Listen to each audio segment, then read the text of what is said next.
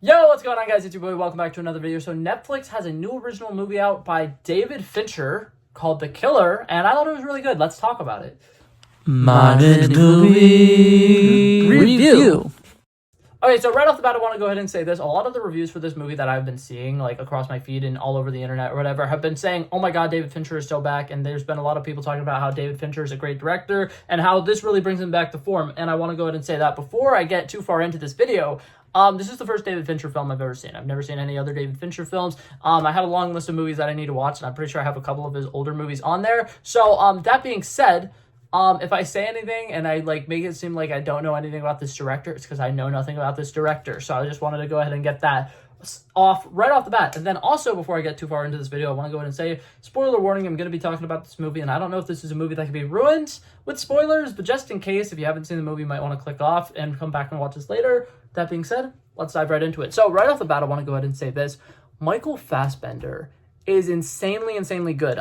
Michael Fassbender and James McAvoy are two actors who I started following back during X-Men First Class days, and I have loved both of their works. They both have been incredibly talented, and Michael Fassbender does such a great job bringing this gravitas to this role. He's a very poetic person. He's very stoic. Everything he does feels deliberate, and something that I really like about this movie is the first 25 minutes do an incredible job of setting up the rules of the character, kind of setting up, what he usually does, what his tendencies are, gives us a good idea of how experienced he is, because he's talking about all these different things that he's done and all these different things that he's learned throughout the years. For one, just something as simplistic as oh, I wear this because it makes me look like a German tourist, and people oftentimes try to avoid German tourists because they really don't want to interact with them and stuff like that. And they just do a good job of planting little seeds for the fact that he's been doing this for a really long time, and he's a very experienced killer.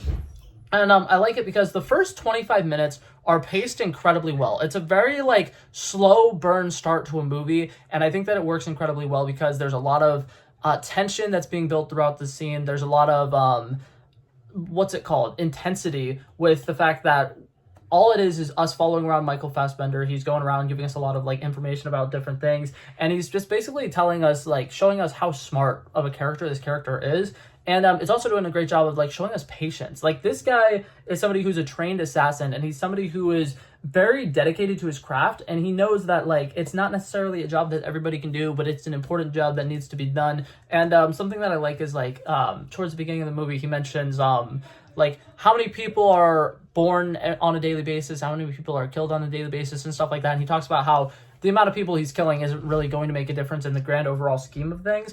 And I love it. I think he's a very poetic character, and the very first 30 minutes do a really great job of building how serious and stoic this guy is. And I love it because you get to see that side of him. And then the inciting incident in the film or whatever, the big thing that sparks everything that starts happening in this movie is he's setting up for a murder. He's very good. He's staking it out or whatever, and he's tossing and turning, getting ready for his moment to strike.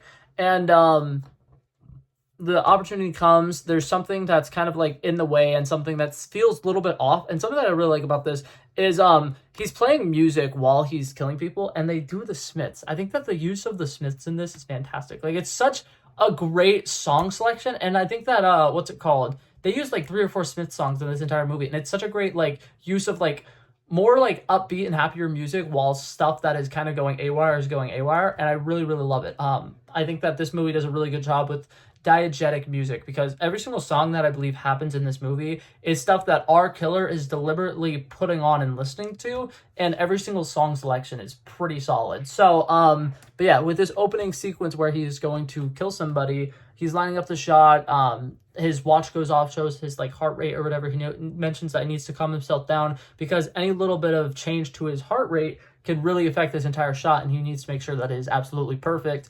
And it's just such an interesting way to set up how perfect this guy is.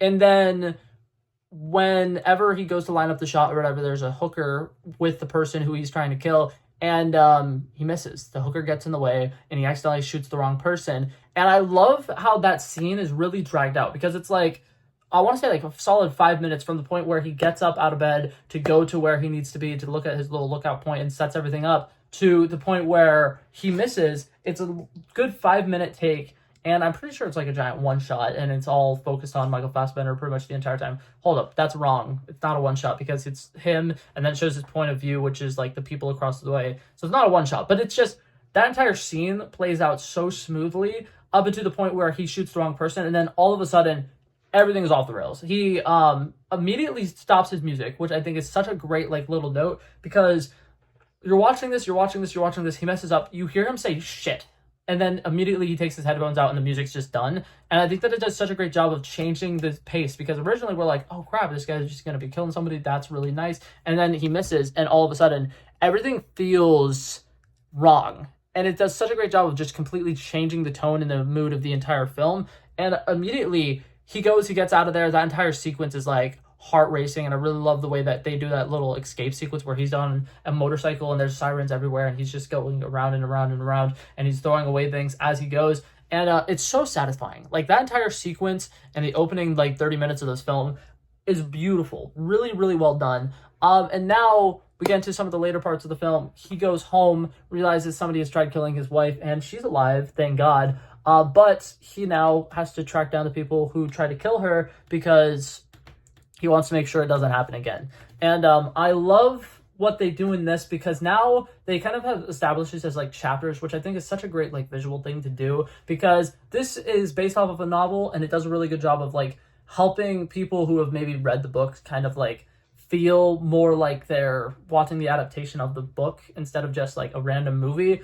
And I think that it also does a good job keeping this from feeling like just some flashy action movie. It's not just some flashy action movie. It's a lot more poetic than that, which I think is great. And so something that I really like about this, though, is it goes from him being very deliberate, and he's set up all these rules in the first 25 minutes. And with each person who he goes down and he tracks down and he kills, he almost like breaks every single one of his rules. Like for one of the first people he kills is an innocent like taxi driver or whatever, which is fine. Like that's somebody who he probably needs to kill. But at the same time, one of his main rules is only kill people you are paid to kill, and he's not paid to kill that guy. So that's one thing that I think is very interesting. Then he goes to the people who are like kind of his employers or whatever, and he goes to kill that guy. And something that I really like about that sequence is he mentions out all of these different things and how he knows how long it should take this person to die. And whenever he does the thing that he does to kill the person, it kills him a lot faster. And you can tell like kind of the panic that ensues, because he was expecting the guy to be bleeding out and like suffering for a solid like 7 minutes. So he had 7 minutes to interrogate him or whatever. But after 30 seconds, the guy's dead, and he's like, you can tell like the panic just ensues. And then he goes to the person's assistant, Dolores. And this is another rule that he breaks, because she asks that she please doesn't make her disappear, because her kids really need her life insurance. And one of the main rules that the killer has had the entire movie is like, don't show empathy, don't show compassion. Empathy is weakness or whatever. But when he kills her, he doesn't like make her disappear. He just like leaves her in her house dead or whatever, which I think was really, really cool. I think that they did a really good job of like showcasing his humanity in that sequence, because yes, he's a killer, but like this Dolores person honestly probably isn't that bad of a person. They probably didn't have much to do with what was going on. And at the end of the day, she did give him very valuable information that he needs for the rest of the film. And then we go on to the next killing, and he's down in Florida, which I love the calling out of Florida, because like I don't remember the exact line of dialogue he says, but he says something that just calls out like the entirety of Florida, how it's like so many like-minded individuals, and it's like talking about how they're all a bunch of crackheads and they're all terrible. Thank you. I appreciate the shout out. Actually, it was fantastic. But what's it called? He then goes to this person's house who he needs to fight, and things kind of don't work out very well for him. And there's a really long action sequence here, which I love, because he's trying to kill this guy. It doesn't go out super well as planned, and then he ends up in like a fist fight. And I really enjoy it, because something that is another one of his rules that he's been saying the entire time is anticipate, don't what's it called? Like change your plan or whatever. You have to stick with your plan.